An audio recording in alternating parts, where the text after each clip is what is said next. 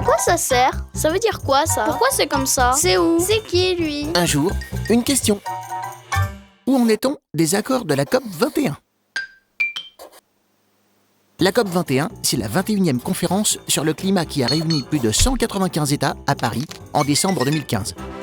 L'objectif, limiter le réchauffement planétaire à 2 degrés Celsius d'ici 2100. Pour cela, les pays présents ont défini plusieurs actions à mener. La principale consiste à remplacer peu à peu l'utilisation des énergies fossiles trop polluantes, comme le pétrole et le charbon, par des énergies renouvelables, l'éolien et le solaire.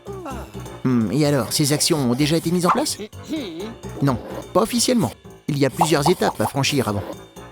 D'abord, le 22 avril 2016, les pays sont invités à New York, au siège des Nations Unies, pour signer les accords pris à Paris. Les absents auront encore 1 an pour le faire.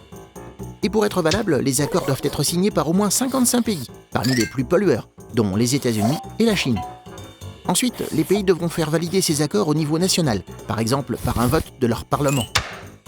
Puis des réunions internationales détermineront la manière dont devront agir chaque pays, grandes entreprises et métropoles qui se sont engagées à limiter leur pollution.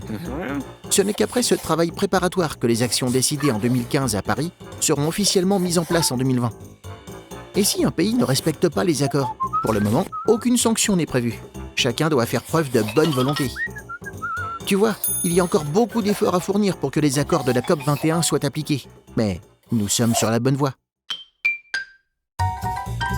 Tu te poses des questions? Nous, on y répond.